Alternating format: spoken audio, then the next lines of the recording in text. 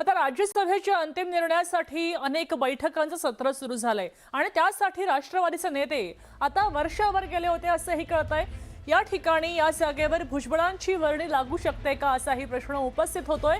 तेव्हा एनसीपीच्या या ठिकाणी पार्थ पवार, तटकरे, पटेल आणि भुजबळ यांची सीएम सोबत चर्चा झाली, मुख्यमंत्र्यांसोबत चर्चा झाली आणि या चर्चेनंतर आता इथं कुणाची वर्णी लागते हे पाहणं महत्त्वाचं आहे। राष्ट्रवादीच्या कोट्यातल्या राज्यसभा जागेवर आता शिक्कामोर्तब काही काळातच होणार आहे। मुख्यमंत्री देवेंद्र फडणवीस आता अंतिम निर्णय घेतील असे कळतंय। राष्ट्रवादीकडनं त्याचसाठी छगन भुजबळांना राज्यसभेची उमेदवारी मिळू शकते अशाही चर्चा आहेत। तर समीर भुजबळांना येवला मतदारसंघातनं आमदारकीची उमेदवारी मिळण्याचीही शक्यता आहे। दरम्यान मुख्यमंत्री देवेंद्र फडणवीस यांच्या भेटीनंतर राज्यसभा निवडणुकीसाठी मंत्री छगन भुजबळ यांच्या निवासस्थानी बैठक सुरू झाली आहे आणि आता राष्ट्रवादी काँग्रेस पक्षाच्या नेत्यांकडनं नेमकी भूमिका काय घेतली जाते याकडे सगळ्यांचं लक्ष लागलंय। आपल्यासोबत राहुल झोरी जोडले गेलेले आहेत। राहुल, आपण पाहतोय की या एकाच जागेसाठी अनेक ठिकाणी अनेकांच्या नावाची चर्चा सुरू आहे। आता इथे पुन्हा मुख्यमंत्र्यांच्या निवासस्थानी बैठक झालेली आहे। या बैठकीमध्ये नेमकं काय चालू आहे? अगदी राष्ट्रवादी अजित पवार गट ज्यांच्या कोट्यात ही राज्यसभेची जागा आहे, ती जरी राष्ट्रवादीच्या कोट्यात असली तरी देखील मतांसाठी किंवा संख्याबळ जर पाहिलं तर राष्ट्रवादी सोबतच शिवसेना आणि भाजपची मतं देखील या जागेसाठी लागणार आहेत। राज्यातनं ही जागा निवडून जाईल आणि त्या आमदार संख्येसाठी सर्वांशी एकमतानं चर्चा होणं देखील तितकंच महत्वाचं होतं। दुसऱ्या बाजूला छगन भुजबळ यांच्या नावाची चर्चा जोरदार असताना जर छगन भुजबळ राज्यसभेवर गेले तर त्यांच्याकडे असणारं खातं यासोबतच त्यांचा मतदारसंघ जो की येवला हा भुजबळ कुटुंबियांचा परंपरागत मतदारसंघ आहे असं म्हणलं तरी वावगं ठरणार नाही। त्यामुळे त्यांना मिळणारा मतदारसंघ यासोबतच त्यांच्याकडे असणारं खातं याबाबत राष्ट्रवादीच्या अंतर्गत बैठकांमध्ये देखील निर्णय होणं महत्वाचं आहे। त्यामुळं एकंदरीत समीर भुजबळ यांना येवला मतदारसंघ देऊन त्यांनाच परत मंत्रीपदावर त्यांची वर्णी लागणार का, ही जर भुजबळांची अट असेल तर मग राज्यसभा आणि विधानसभा या दोन्ही बाबतीत राष्ट्रवादीमध्ये अंतर्गत चर्चा होणं स्वाभाविक आहे। त्यामुळं एकंदरीत जो बैठकांचा सूर जो सगळीकडे दिसतोय, मुख्यमंत्र्यांसोबत देखील बैठक झाली, राष्ट्रवादीची देखील काही वेळापूर्वी बैठक संपली।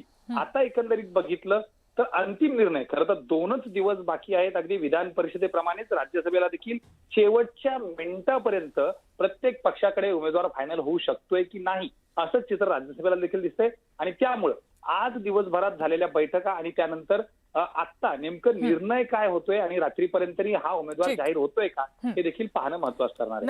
नक्कीच धन्यवाद सविस्तर माहितीसाठी राहुल। आपण पाहतोय आता या ठिकाणी नेमकं कुणाच्या नावाची वर्णी लागते हे पाहणं महत्त्वाचं आहे। तर काँग्रेस नेते विजय वडेट्टीवार यांनी विधान परिषद निवडणुकीच्या पार्श्वभूमीवर अत्यंत मोठा आरोप केलाय। चंद्रपूर जिल्ह्यामध्ये आपण पाहतोय वडेट्टीवारांचा हा खळबळजनक आरोप आहे। चंद्रपूरमध्ये 40 ते 45 नगरसेवकांना काँग्रेसच्या नेत्यानं प्रत्येकी 5-5 लाख रुपये दिले अशी चर्चा जोरदार सुरू झाली। असं मोठं विधान वडेट्टीवारांनी केलंय आणि त्याचबरोबर पैसे वाटल्याबाबतचे पुरावे माझ्याकडे नाहीत असंही त्यांनी यावेळी म्हटलं। त्यामुळे एका नगरसेवकानं मला सांगितलं की त्याला पैसे मिळाले, पण हे पैसे कुठून आले आणि कसे मिळाले हे त्यांना सांगितलं नाही, हेही स्पष्ट आहे। आता माझ्याकडे त्याने दिलेल्या पैशांची माहिती नाही, त्याचबरोबर मी काही साक्षीदार नाही असंच सूचक विधान सुद्धा त्यांनी केलंय। मात्र वडेट्टीवारांनी काँग्रेस नेत्यावरच आरोप केला, त्यामुळे चर्चांना उधाण आलेलं आहे। नाही, हे मी ऐकलं आहे की काही नगरसेवकांना 5-5 लाख रुपये एका काँग्रेसच्या नेत्यांनी दिलेत असं मी ऐकलं आहे, पण माझ्यापाशी त्याच्या संदर्भात नाही। मला एक माझाच नगरसेवक येऊन सांगितलं की ते पैसे आम्हाला 5-5 लाख रुपये, मी सांगेल त्यावेळेस त्यांनाच मतदान करा, हे ठेवा। हे पैसे कुठून आलेत, कुणाचे होते, कशाच्यामुळे मिळाले हे काही त्यांनी फोड करून सांगितलं नाही। पण जवळपास चंद्रपूर जिल्ह्यामध्ये एक 40-45 लोकांना काँग्रेसच्या एका नेत्यांनी 5-5 लाख रुपये वाटल्याची चर्चा ही जोरात चंद्रपुरामध्ये होती। काही पत्रकारांनी मला विचारले, जे उमेदवार उभे केले ते जर त्यांना एक तर उमेदवारच उभे व्हायला तयार नाहीत, कारण या प्रचंड शक्तीपुढे 10-10 लाख 15-15 लाखाचं जर मार्केट ओपन झाला तर कोण हिंमत करेल? जो नगरसेवक निवडून येतो तो कोणाचाच नसतो, तो फक्त या विधान परिषदेमध्ये कोण देईल याच भूमिकेत असतो। हे आता अनेक ठिकाणी दिसून आलेलं आहे। काही प्रामाणिक आहेत, 25-30% असतील, पण 70% लोक विकले जातात. पुन्हा आरोप करतोय.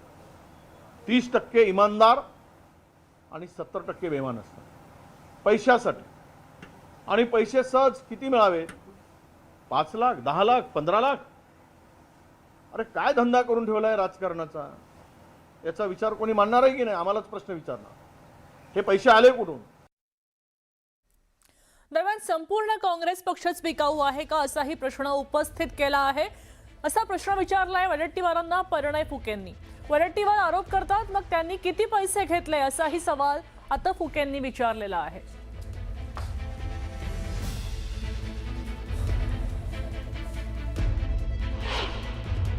विजय वडेट्टीवारजी त्यांच्याच पक्षाच्या नगरसेवकांवरती पैसे घेतल्याचा आरोप लावतात आहे. ज्या प्रकारे निवडणुकींमध्ये नगर परिषद आणि जिल्हा परिषदच्या निवडणुकीमध्ये त्यांच्या प्रदेशाध्यक्षांवर आरोप होत होते की त्यांनी पैसे घेऊन तिकिटा विकल्या, ज्या प्रकारे कालपर्यंत ते त्यांच्या उमेदवारावर आरोप लावत होते की त्यांनी पैसे घेऊन हा विकल्या गेला, तर संपूर्ण काँग्रेस पक्षच बिकाऊ आहे काय, ही या माध्यमातून एक विषय हा सामान्य लोकांमध्ये चर्चेचा आहे. आणि निश्चितच माझं या माध्यमातून विजयभवनलाही प्रश्न आहे की तुम्ही कालपर्यंत म्हणत होते की तुमचा उमेदवार विकला गेला, त्याच्या आधी तुमच्या पक्षाचे लोक तुमच्या प्रदेशाध्यक्षावर तिकीट विकण्याचा आरोप लावत होते, तुमच्यावर तिकीट विकण्याचा आरोप लावत होते, आणि आज तुम्ही परत सामान्य नगरसेवकांवर, सामान्य मतदार जे नगरसेवक आहेत त्यांच्यावर तुम्ही आरोप लावता ते विकले गेले. तर काँग्रेस पक्षच बिकाऊ आहे का? काँग्रेस पक्ष राहिलेला नाही आहे. काँग्रेस हा गटागटात वाटलेला एक छोटीशी संघटना राहिलेली आहे. प्रत्येक जिल्ह्यात त्यांचे गट आहे. आणि आता कारण त्यांच्या उमेदवारांनी अर्ज मागे घेतला आणि याचा खापर दुसऱ्या कोणत्या गटावरती त्यांना फोडायचं असल्यामुळे म्हणून ते काहीतरी या प्रकारचं ते आरोप करतात. स्वतःची चमडी वाचवण्याकरता दुसऱ्याच्या अंगावर ते सगळे आरोप करतात आहे. जर सगळं त्यांचं म्हणणं आहे की उमेदवारी विकल्या गेले, नगरसेवकी विकल्या गेले, तर मग यांना किती रुपये भेटले, हा एक प्रश्न विजय वडेट्टीवारजींना विचारला पाहिजे. आता विधान परिषद निवडणुकीमध्ये झालेल्या बंडखोरीवर मंत्री गुलाबराव पाटलांनी मोठं वक्तव्य केलंय. त्यांचं वक्तव्य, माझा बॉस ठाण्यामध्ये आहे, ते बोलणार तेच होणार, असं वक्तव्य त्यांनी केलेलं आहे. ते जे बोलणार ते होणार आहे. म्हणजे मी मुंबईच्या भरोशावर राजकारण करत नाही, मला मुंबईला पाठवणाऱ्या जनतेच्या भरोशावर मी राजकारण करतो, असं गुलाबराव पाटलांनी म्हटलंय. इतकंच नाही तर जळगाव ग्रामीण मतदारसंघात आपले राजकीय वर्चस्व कायम आहे, असा दावा करत मंत्री गुलाबराव पाटील यांनी विरोधकांना अगदी थेट आव्हान दिलं की गुलाबराव पाटील काय बोलणार, विधान परिषद मध्ये बंडखोरी झाली त्याचं काय होणार. मेरा बॉस बैठा है बंबई में, ठाणे में, वो बोलेगा वही होगा, बाकी कुछ नहीं होगा. गुलाबराव पाटील मंत्री झालाय, कोई माईचा लाल नाही तो जळगाव ग्रामीण मध्ये गुलाबराव पाटलाला धक्का लावू शकतो. ही माझी ताकद आहे.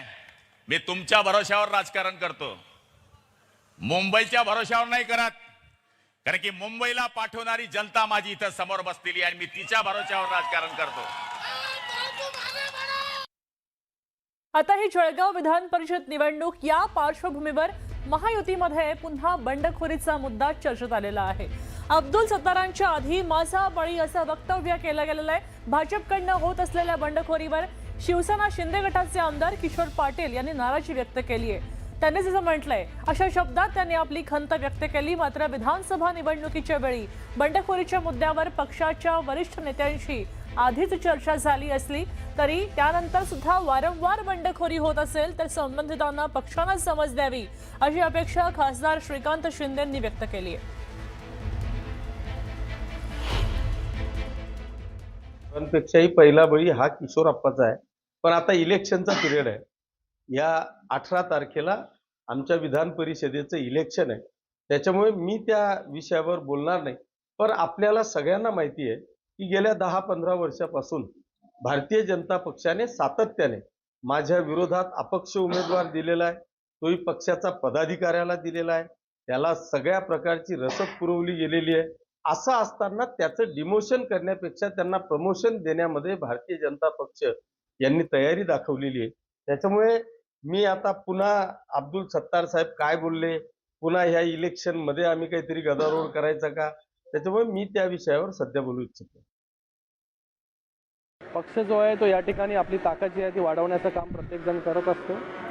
आणि मला वाटतं निवडणुकीमध्ये जेव्हा जेव्हा या सगळ्या बंडखोरी झालेल्या आहेत, विधानसभेला झालेल्या आहेत, तेव्हा तेव्हा जे आहेत त्यांच्या वरिष्ठ नेत्यांबरोबर या सगळ्या गोष्टी ज्या आहेत त्या बोलण्याचं काम पक्षाच्या माध्यमाने झालेलं आहे. आणि असं जर वारंवार कोण करत असेल तर त्याला जे आहे पक्षाने समज दिलं पाहिजे.